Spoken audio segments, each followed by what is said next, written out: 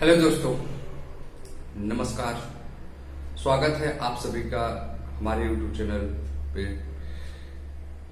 आज एक लंबे अंतराल के बाद हम कह कि आप लोगों को वीडियो दे रहा हूं, और ये वीडियो हम कह कि बहुत ही जरूरी हो गया देना,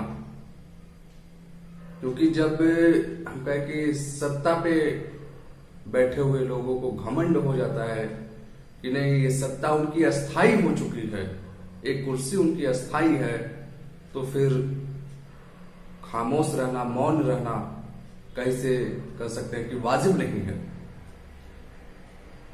कल गणतंत्र दिवस हम लोग मना रहे थे। 73वें गणतंत्र दिवस के अवसर पे हम कहें कि जब बात आती है कि 61% जब युवाओं की बात आती है, बोला जाता है कि आज का भारत युवा भारत है, और जब हम कहें कि हम 73वें गणतंत्र दिवस या हम कहें कि जब हम आजादी का अमृत महोत्सव मना रहे हैं, ऐसे वक्त पे उसी 61% मीन्स युवा भारत की आवाज को दबाया जा रहा है, युवा भारत के सपनों को कुचलने की कोशिश किया जा रहा है। आप समझ रहे होंगे मैं किस चीज पे बात कर रहा हूं। कल 2 तस्वीरें देखने को मिली कि विभिन्न विद्यालयों के देश के अलग अलग हिस्सों से हम कहें कि वहां पे ध्वजारोहण की तस्वीरें देखने को मिली, जिसमें छात्र या एकदम से नहीं दिखे कौन? सिर्फ और सिर्फ कर्मचारी और अध्यापक गण। ये कह सकते हैं कि जब से पिछले 2-2.5 साल से कोरोना आया है, विद्यालय में तो एकदम से कह सकते हैं कि जिस तरीके से मैयत किसी के घर से उठते हैं, सौ उठता है, शांति रहता है, ठीक उसी प्रकार इस समय विद्यालयों का हाल हो चुका है। कैसी खामोशी, ऐसे सन्नाटे पसरे हुए हैं कि क्या कहा जाए। और हम ये नहीं कहेंगे कि इसके लिए सिर्फ और सिर्फ कोरोना जिम्मेदार है, क्योंकि अब लगभग 2.5 वर्ष हो चुके हैं। अगर इसको सिर्फ और सिर्फ कोरोना को जिम्मेदार ठहराया जाए तो ये सरासर अन्याय होगा, क्योंकि 2.5 वर्ष में हमने नहीं देखा कि किसी भी राज्य का चुनाव टला हो। अगर कोई भी चीज बंद हुआ तो विद्यालय बंद हुए, रोजगार बंद हुए, व्यापार बंद हुआ, लेकिन चुनाव निरंतर चलता रहा। और वहीं दूसरी तरफ जो दूसरी तस्वीर देखने को मिलती है प्रयागराज से, छात्रावासों में घुसकर हमारे जाबाज पुलिसकर्मी छात्रों को रोजगार दे रहे हैं, लेकिन वो छात्र हाथ जोड़कर कह रहे हैं हमें रोजगार नहीं चाहिए। ऐसे दिन आ गए हैं, सोचिए, छात्रावासों में पुलिस घुस कर रोजगार दे रही है, लेकिन रोजगार लेने से लोग मना कर रहे हैं। तो सत्ता पे बैठे हुए लोगों को बहुत बहुत बधाई कि आप पुलिस के द्वारा इस तरीके के रोजगार छात्रों को दिलवा रहे हैं, हमारी युवा पीढ़ी को दिलवा रहे हैं कि जो उस रोजगार को लेने से मना कर रहे हैं।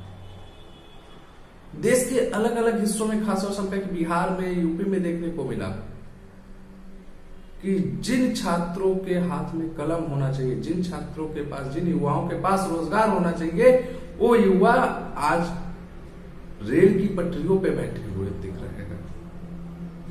वो रेल की पटरियों के नट बोल्ट खोलने के लिए मजबूर हो गए। साहब, आपको सत्ता हमने इस दिन के लिए नहीं सौंपी। एक उम्मीद की किरण दिखी थी आप में, ये लगा था कि नहीं, आप हम सभी की आवाज बनेंगे, हम सभी की जो उम्मीदें टूट रही हैं उसको आप फिर से जगाएंगे। निराशा में आशा दिखा था, इसलिए आपको इतने बड़े बहुमत के साथ सत्ता सौंपी गई। मानते हैं हम कि आपने बहुत सारे अच्छे काम किए, आपने बहुत कुछ अच्छा किया गरीबों के लिए, लेकिन इस चीज को नहीं इनकारा जा सकता है कि आपने छात्रों के लिए युवाओं के लिए कुछ भी नहीं किया। जब भी कोई परीक्षा होती है कि पेपर खत्म होने से पहले पता चल जाता है कि पेपर लीक हुआ था, परीक्षा रद्द हो गई, एक कमेटी बनी, वो क्या करेगी, अपना डिसीजन देगी, फिर बाद में परीक्षा होगी। और यही कुछ कल भी देखने को मिला कि जब इलाहाबाद में पुलिस ने छात्रों को रोजगार देने की कोशिश की, छात्रों ने मना कर दिया, फिर थोड़ी देर बाद पता चलता कि कमेटी की गठन कर दिया गया, पेपर टाल दिया गया। क्या इस दिन के लिए आपको सत्ता सौंपा गया कि कोई भी परीक्षा हो, कोई भी जब नौकरी की बात आए उसे आप स्थगित करें कि जांच होगा फिर से वो पेपर होगा? हमें तो नहीं लगता कि कोई भी हुआ आपको इसलिए सत्ता सौंपा। वो तो ये सोचकर आपको सत्ता सौंपा कि आप जल्द से जल्द परीक्षा कराएंगे, जल्द से जल्द युवाओं को रोजगार देंगे, लेकिन नहीं। आज के समय में भी हम कहें कि तमाम विद्यालय बंद किए गए हैं, तमाम विश्वविद्यालयों के छात्रावास पिछले 2 साल से कह सकते हैं कि एकदम कबाड़ की तरह पड़े हुए हैं। खास तौर से मैं तो बीएचयू के लिए बच्चों को हमेशा प्रेरित करता रहता हूं कि बीएचयू के लिए तन मन से पढ़ाई कीजिए। एक अच्छा संस्थान है जहां से आप अपने भविष्य को बना सकते हैं। लेकिन हम कहें कि पिछले 2 साल से जो बच्चे अपने दिन रात एक करके पढ़ाई करके एंट्रेंस क्वालिफाई किए, एडमिशन पाए, उनको अभी तक कैंपस में जाने का मौका नहीं मिला, कैंपस का मुंह तक नहीं देख पा रहे हो। कोरोना के नाम पे आपने विश्वविद्यालयों को बंद करके रखा है। क्या उन्होंने इतनी मेहनत करके एंट्रेंस एग्जाम क्वालिफाई किया इस दिन के लिए? वो तो कुछ और सपने लेकर बैठे थे। अब समय आ चुका है कि आप संभल जाइए, नहीं तो जो युवा आपको सत्ता की सबसे बड़ी गद्दी तक पहुंचा सकता है, वही उस सत्ता की गद्दी से उठा के आपको जमीन पे पटकने की हैसियत रखता है। और घमंड तो आप जरा भी मत करिए। बड़े बड़े देश विदेशी, चाहे देसी कहिए आक्रांता आए, अंग्रेज आए, मुगल आए, सबका घमंड इसी धरती पे चूर हुआ। सब के सब वापस गए। फिर आप कौन होते हैं? आपको भी पता है सत्ता अस्थिर है, स्थिर कभी नहीं रहती है। तो इस चीज को आप समझिए। और मैं कहूं कि कई दिनों से लोग मुझसे कह रहे थे, मेरे दोस्त यार भी, कि ये जो हो रहा है आप क्यों खामोश है इसके लिए? आप तो लिखने वाले हैं, कहीं ऐसा तो नहीं कि आप भी अंधभक्त बन रहे हैं? क्योंकि लोग जानते हैं कि मैं भी संघ परिवार से जुड़ा हुआ हूं, बीजेपी का समर्थक हूं।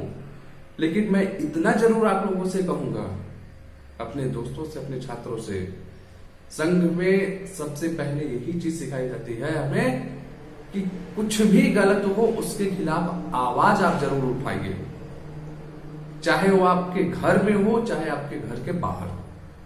और समय समय पे आपने देखा होगा, जब भी गलत हुआ मैंने आवाज उठाया। और आप लोगों से भी मैं कहता हूं, गलत को गलत करना सीखिए। भले से बीजेपी समर्थक हूं, संघ के परिवार से जुड़ा हुआ इंसान हूं मैं, लेकिन जो गलत है उसे गलत बोलने में मुझे जरा भी संकोच नहीं है। फिर से मैं यही कहूंगा सत्ता पे बैठे हुए सभी अपने मठाधीशों से कि वक्त है, संभलिए, वरना वो दिन दूर नहीं जब आप पक्ष की बजाय विपक्ष में बैठने लायक न रह जाएं। आप इस बात को भली बात समझिए। धन्यवाद।